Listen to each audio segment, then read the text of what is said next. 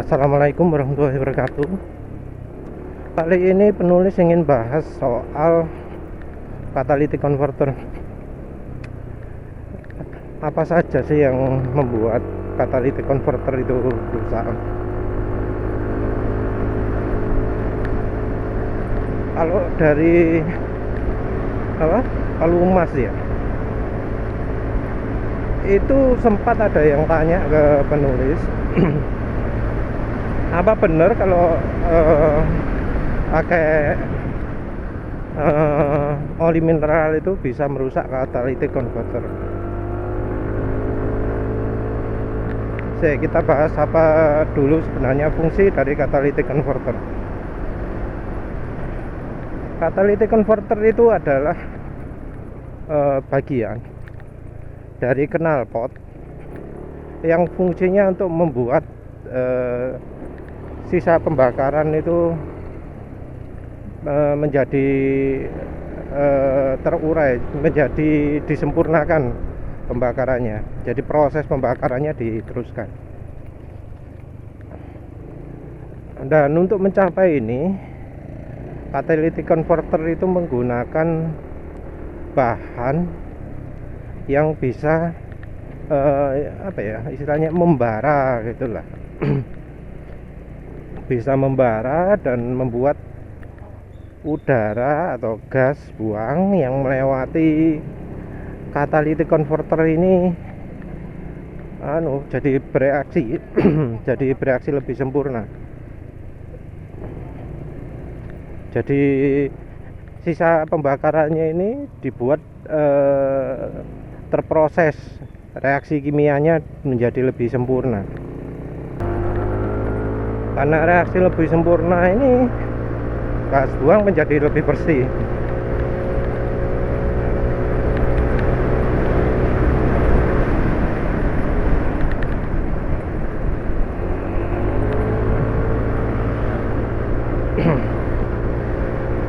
Namun namanya catalytic converter, dia terpengaruh oleh beberapa zat kimia yang keluar dari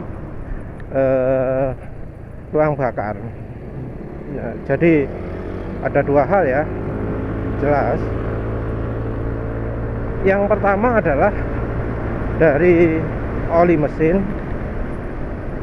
Yang kedua adalah dari bahan bakar.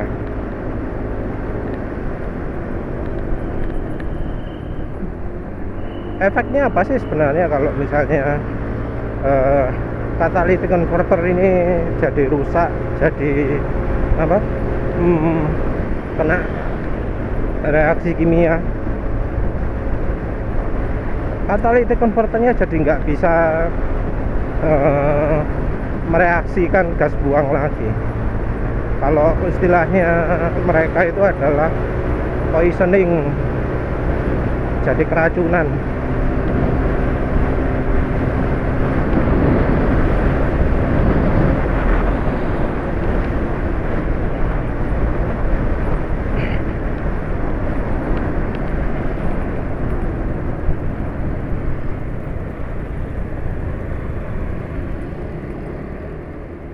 Jadi keracunan itu ya istilah mereka lah.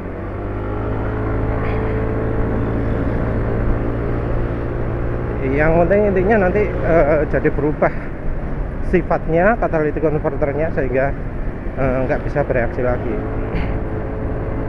Kalau dari sisi konsumen ya, taunya bagaimana?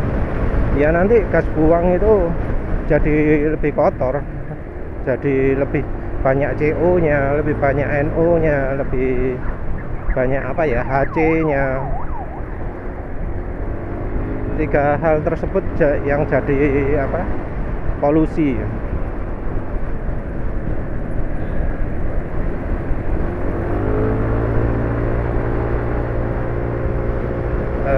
Sebenarnya ya kalau untuk Indonesia,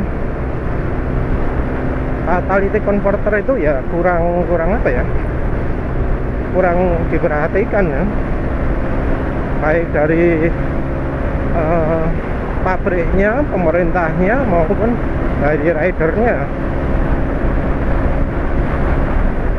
dari pemerintah dan pabriknya dah.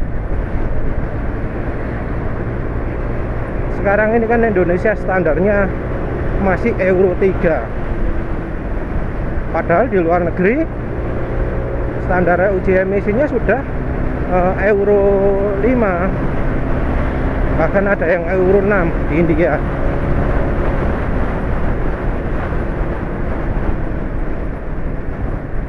Jadi ya standarnya jauh lebih tinggi lah dari Indonesia.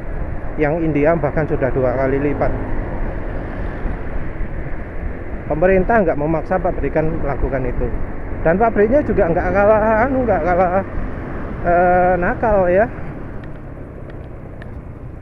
Tahu pemerintah nggak mengharuskan, ya mereka nggak melakukan. Jadi walau standar di dunia itu sudah Euro 6, motor yang diproduksi di Indonesia tetap Euro 3. Kan sebenarnya kalau produksi motor itu pasarannya global gitu kan, mereka bisa kan buat Euro 6, tapi ya karena pemerintah nyuruh, tetap yang diproduksi adalah yang Euro 3. Dari sisi konsumen juga nggak kalah. Konsumen tahu bahwa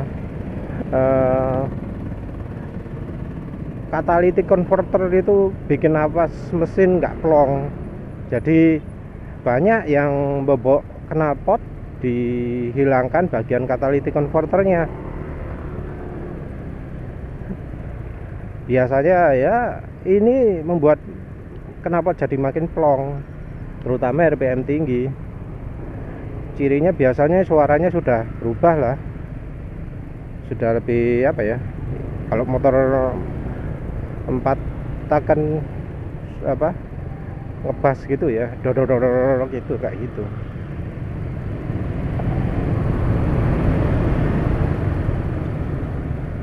Atau ya yang lebih ekstrim lagi, pakai knalpot racing. Namanya knalpot racing ya sudah nggak ada catalytic converternya ya, nggak mikiri polusi lagi. Tapi sebenarnya ya mau pakai atau nggak pakai itu kalau di Indonesia sama saja. Karena apa? Standarnya Indonesia ini kan standar kuno banget kalau untuk pengukuran uji emisi. Jauh sebelum masanya Euroan itu. Cirinya apa? Ya pengukuran emisi di Indonesia kan satuannya apa itu? Pakai persen kan, berapa persen emisinya, bukan berapa banyak tapi berapa persen.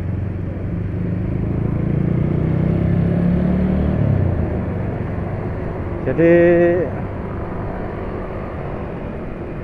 ya nggak salah lah kalau konsumen ngelepas knalpot bawaan terus ganti knalpot racing, karena ya dari sisi performa, mengurangi efisiensi pembakaran, dari sisi polusi juga aturan pemerintah masih sangat-sangat rendah. Jadi emisi itu kan kalau sudah euro itu sudah nggak pakai satuan persen, nggak ngukur ini CO nya berapa persen, enggak, satuannya adalah gram per kilometer. Itu sudah jumlah itu. Kalau pakai satuan persen ya gampang loh, cuma rasio, sesuatu yang mudah dicapai. Rasio catalytic converternya hilang, no problem, karena hitungannya pakai persen. Kalau hitungannya sudah gram per kilometer, beda lagi, lebih sulit tercapai, karena ya itu harus butuh catalytic converter macam-macam lah sesuai standar Euro.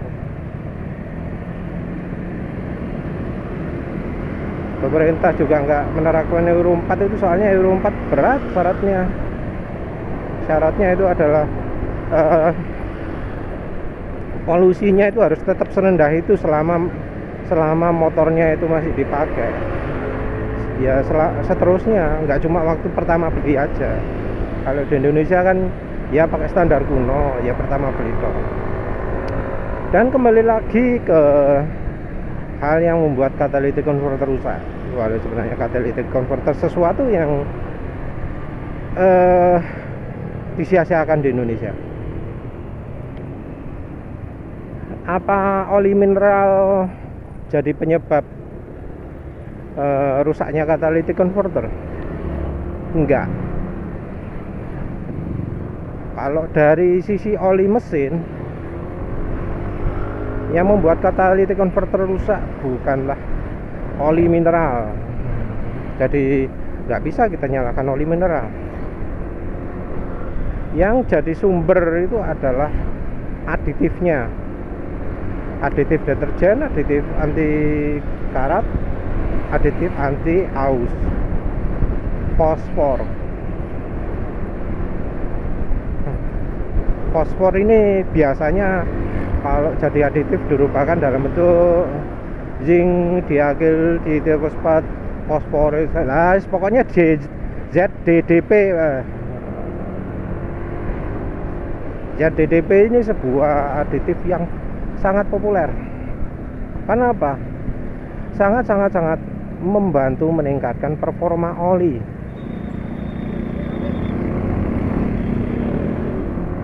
Jadi ada nih sebuah website yang khusus membuat mesin balap gitu.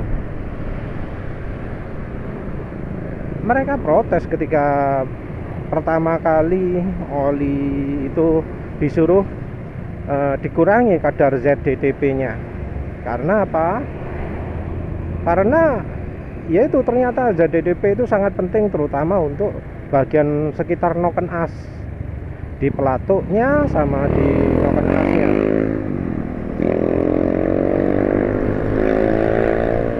Jadi bagian ini butuh banget ZDDP.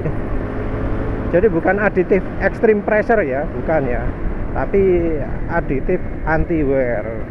Jadi secara apa? Secara performa itu ZDDP itu kerja lebih dulu sebelum anti apa? Extreme pressure-nya kepake. Jadi kalau aditif extreme pressure itu baru kepake kalau mesin sudah gesekan, sudah menghasilkan suhu tinggi. Sementara ZDDP itu sebelum itu. Jadi sebelum suhunya tinggi banget sudah aktif.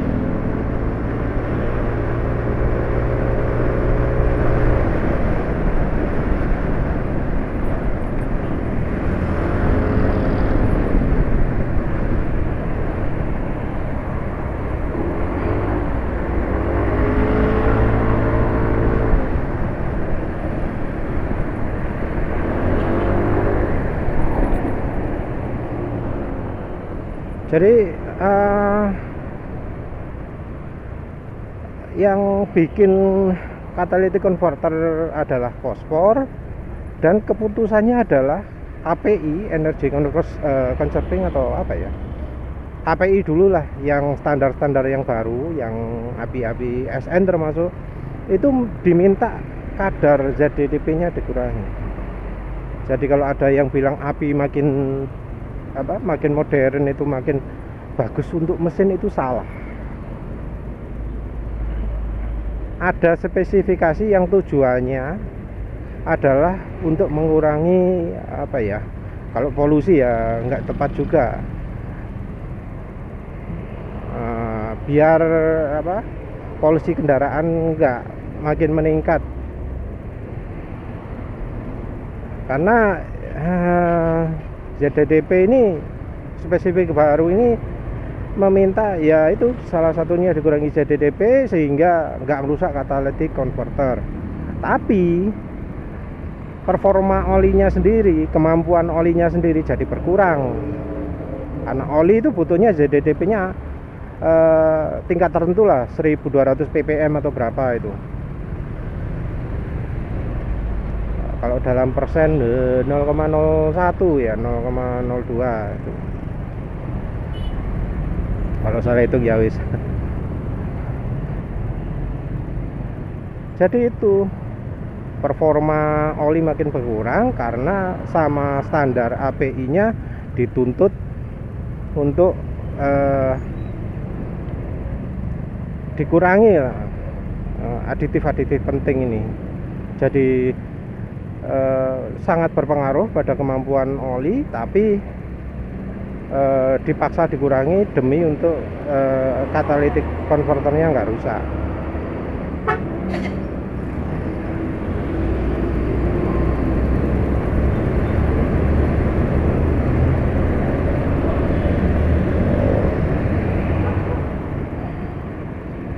Yes,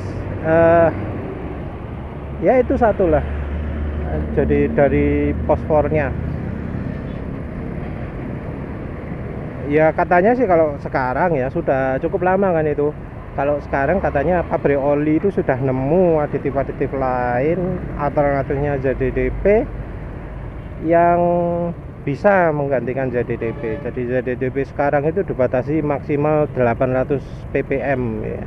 Kalau katanya orang yang sering bongkar sering buat mesin balap itu kurang. Jadi dia menyebutkan beberapa oli gitu yang ZDDP-nya terlalu sedikit. Dan salah satu solusi itu dia menyarankan pakai oli diesel, karena kalau pakai oli diesel ZDDP-nya masih cukup banyak. Molybdenum juga disebut disebut minim ada sedikit, nggak usah banyak-banyak, sedikit ada molybdenum biar ZDDP-nya makin efektif. Ya tentu ini bikin harga oli makin mahal ya, karena rasionya untuk aditifnya harus pas ya, seimbang. Terlalu banyak jelek katanya malah. Jadi kalau kita beli aditif aftermarket biasanya malah jadi berlebihan. Kalau berlebihan fungsi aditif yang lain jadi jadi kalah, jadi harus ngalah sama aditif tambahan. Jadi oli itu kan macam-macam kebutuhannya, nggak cuma anti aus, ada antioksidasi, ada fungsi pembersih dan seterusnya. Nah kalau kita pakai satu aditif yang fungsinya khusus untuk misalnya anti wear saja, kita tambahkan banyak, maka fungsi anti karatnya jadi berkurang. Ada contoh Bro Arif Bro Arif itu campur oli pakai oli transmisi, oli Gardan yang terkenal aditif extreme pressure-nya banyak. Hasilnya apa? Hasilnya itu oli transmisinya komponen dalam mesinnya jadi ada yang berkarat. Itu cuma sekali ganti oli loh ya, karena kebetulan ada masalah mesinnya dibongkar, ternyata jadi berkarat. Padahal sebelumnya, beberapa bulan sebelumnya, Bro Arif ini sudah pernah bongkar mesin juga dan menunjukkan dalaman mesin itu bersih. Waktu itu dia pakai oli campur minyak goreng, dalamannya bersih sih, nggak ada kerak sama sekali, nggak ada coklat pinggirannya gitu, bersih.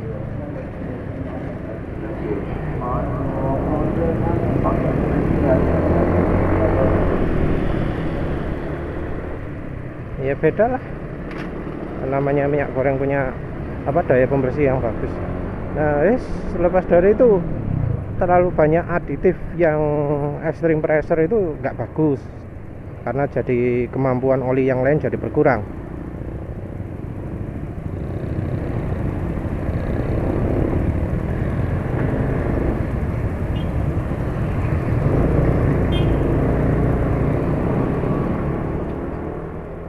Dan itu kan dari oli aja ya. Kalau dari oli Yang jadi masalah ada fosfor. Fosfor itu biasanya jadi bawaan dari ZDTP. Memang sih oli itu ada yang mengandung fosfor juga dari hasil penyulingan atau apa, ya namanya minyak bumi. Tapi biasanya bukan itu yang jadi masalah, karena nggak ada keharusan bahwa oli itu nggak boleh pakai oli grup 1, nggak ada. Yang ada adalah oli diminta untuk tidak menggunakan ZDTP. Wes itu. Kalau misalnya beneran oli mineral menyebabkan kerusakan catalytic converter, maka ya harusnya oli mineral sudah dipunahkan oleh standar API. Tapi ternyata tidak. Oli yang lulus sertifikasi API ada juga yang oli mineral grup 1. Oh ya, pengurangan ZDTP ini adalah salah satu hal yang membuat beberapa pabrik oli itu menghindari sertifikasi API. Terus sekarang yang kedua adalah dari bahan bakar. Harus diketahui bahwa bahan bakar itu ada fosfornya. Sama seperti di oli, kandungan fosfor di bahan bakar itu meningkatkan performa bahan bakar juga. Sama, jadi pelicin juga. Tapi memang ada minimalnya. Yang ada penelitiannya sayangnya cuma di bahan bakar mesin jet. Katanya kalau fosfor dikurangi itu mesin bisa rusak kalau fosfornya kandungannya 0. Dan fosfor itu terbukti membuat bahan bakar mesin jet itu makin irit. Jadi kalau di pesawat terbang, efek fosfor itu beda lagi. Di mesin jet nggak ada catalytic converter. Nah, yang jadi masalah adalah kandungan fosfor dan sulfur ya.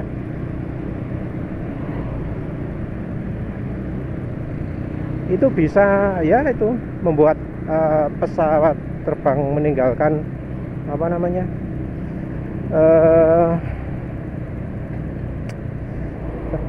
trails asap gitu ya. Dan asap ini bisa menimbulkan pemanasan lokal. Ya kalau misalnya asap pesawat ini berkemana-mana terus jadi awan, terus awannya juga nyebar, ya jadi global warming lah kayak gitu.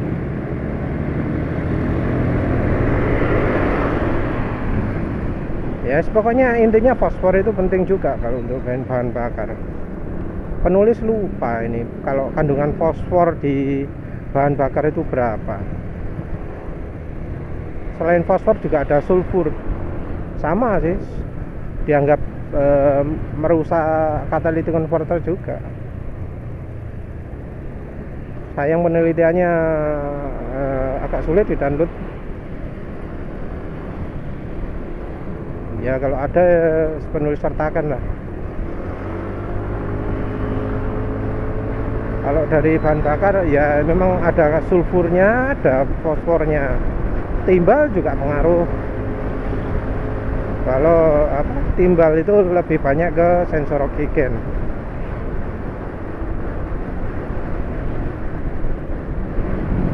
Kalau di mesin diesel selain dari itu, dari partikulatnya, dari partikel-partikelnya dari solarnya itu.